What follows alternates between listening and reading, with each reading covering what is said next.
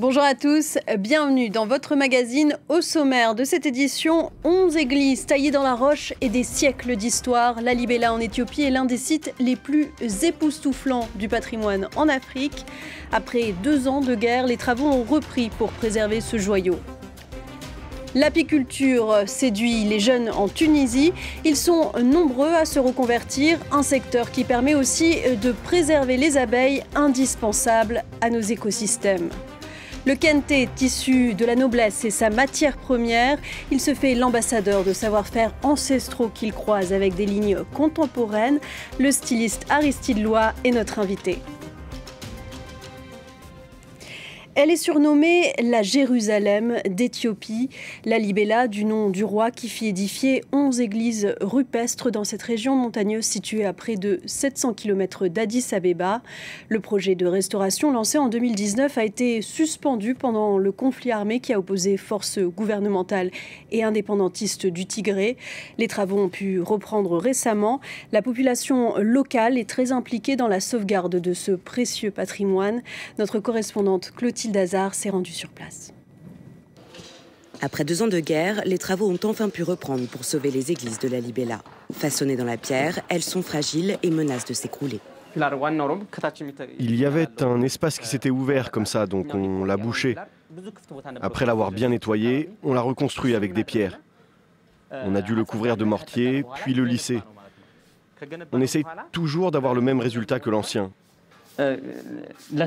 Comme vous pouvez le voir, il y avait beaucoup de fissures et on les a réparées.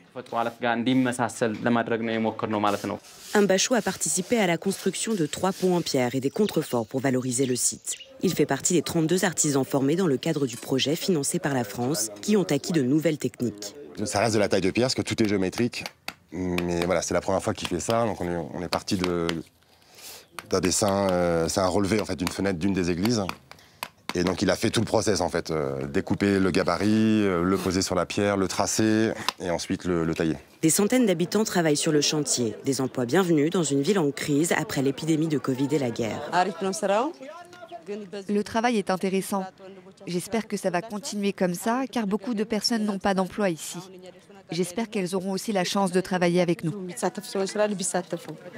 Ils apprennent aussi à gérer leur patrimoine. Nous avons donné une formation à plus de 130 personnes pour préserver les manuscrits. Comment les préserver, les digitaliser, les restaurer et comment les transférer à la prochaine génération. Tous les manuscrits vont être archivés dans un nouveau centre de ressources numériques. À terme, les habitants pourront prendre soin de leur héritage de manière autonome. C'est un métier qui permet un retour vers une agriculture raisonnée et abordable en termes d'investissement. L'apiculture, la profession attire de nombreux jeunes Tunisiens alors que le chômage touche 38% des personnes âgées de 15 à 24 ans dans le pays. Des professionnels qui doivent aussi s'adapter aux conséquences du dérèglement climatique. Reportage de Lilia Blaise et Hamdit Lili. C'est dans les fleurs de trèfle, en banlieue de Tunis, que les abeilles de Myriam butinent à chaque printemps, avant leur transhumance. Ils ont mangé toute la réserve, par contre. Pas de réserve, non, presque. Cette ancienne contrôleuse de gestion dans une société pétrolière a tout abandonné en 2018 pour se lancer dans un projet d'apiculture dédié aux femmes. On donne à nos adhérentes des ruches qu'elles peuvent faire l'élevage et suivre pendant une année. L'année suivante, après l'essaimage, elles auront des essaims. Donc, avec ces essaims, on les donne à d'autres femmes pour pouvoir bénéficier. On essaie d'instaurer l'esprit social et solidaire chez les femmes. Comme à l'échelle mondiale, en Tunisie, les abeilles sont aussi menacées de disparition à cause de la pollution et de l'agriculture intensive. Pour mener à bien son apiculture raisonnée, Myriam s'est associée à Smart Bee. Cette jeune start-up lui fournit des capteurs intelligents qui, reliés à une application, lui permettent de surveiller l'activité et les besoins de ses ruches. Par exemple, ici, on a des informations par rapport à la température et l'humidité. Si la température à l'intérieur de la ruche est alarmante, on voit ça et on reçoit même un message d'alerte, donc on doit intervenir. Malgré les problèmes de forte chaleur et de pesticides dans le pays, la filière apicole séduit de nombreux jeunes, comme Firas, animateur touristique, reconverti en apiculteur. Machallah. À Takelsa, dans le Cap Bon, il produit du miel et différentes gammes de produits à partir de ses ruches. C'est de la cire d'abeille naturelle et je le vends pour les gens qui font des produits cosmétiques. S'il travaille encore dans sa cuisine, comme la plupart des jeunes entrepreneurs, Firas dit pouvoir vivre aujourd'hui de l'apiculture. Moi-même, j'aide beaucoup de jeunes qui ont débuté l'apiculture et je leur dis qu'ils peuvent débuter comme ça avec la cuisine de leur famille. On peut louer les machines, on peut louer les maturateurs.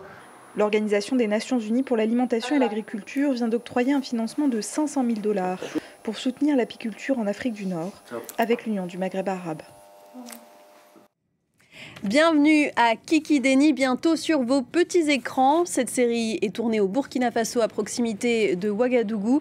La 3e saison est consacrée au thème du vivre ensemble et de la paix entre communautés avec 3 personnages principaux, un curé, un imam et un chef de village.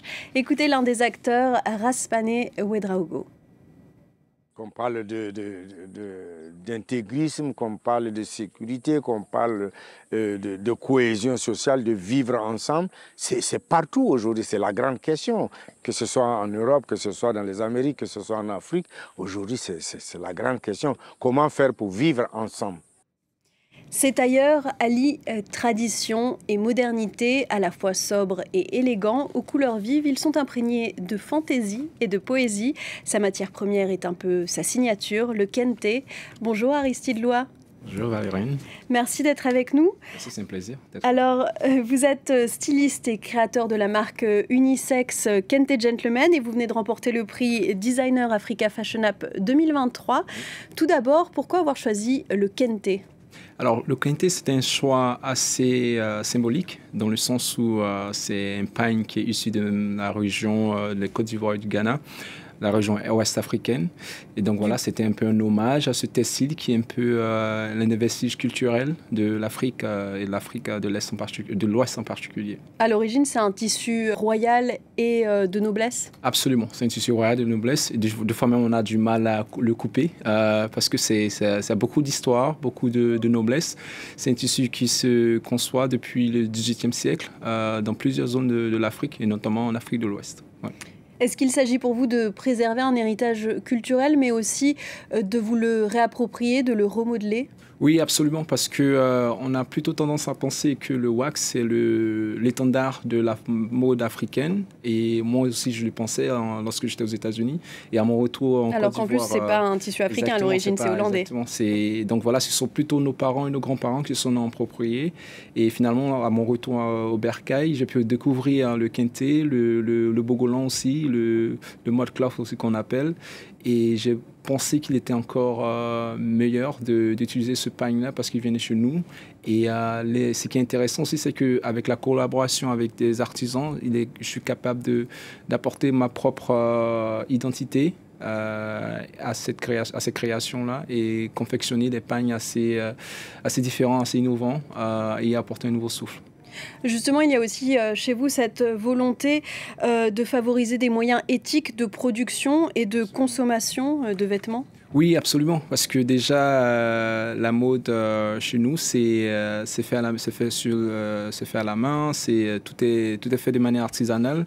Et pour nous, il était très important de concevoir avec ce tissu-là, parce que déjà, ça préserve l'héritage, mais aussi ça contribue à l'économie locale, parce que les artisans aussi, ils comptent beaucoup sur nous pour la production des pièces.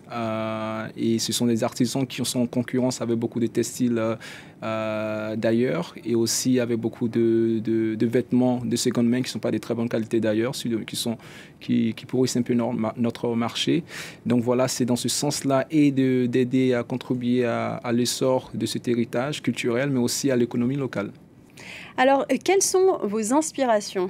Alors, beaucoup de choses. J'ai fait des études en mathématiques et c'est récemment, en 2013, lorsque j'étais à New York, que j'étais beaucoup inspiré par l'histoire afro-américaine et des artistes afro-américains, surtout de la nouvelle Renaissance américaine, comme Miles Davis, Marvin Gaye, et aussi en Afrique avec Ernesto Djedje ou en Côte d'Ivoire, Fela Kuti par exemple du Nigeria.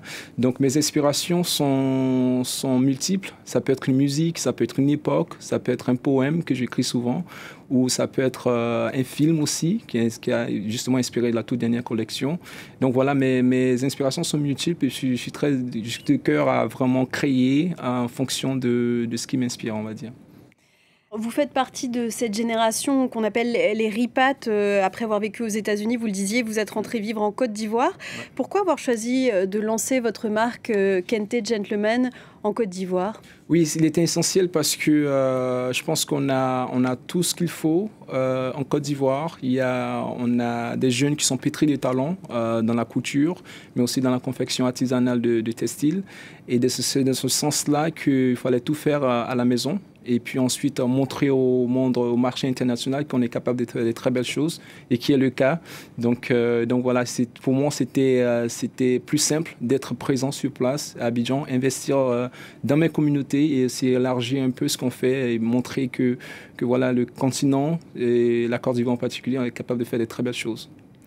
Vous êtes de passage à Paris à l'occasion du concours Africa Fashion App, créé par la mannequin internationale Valerica.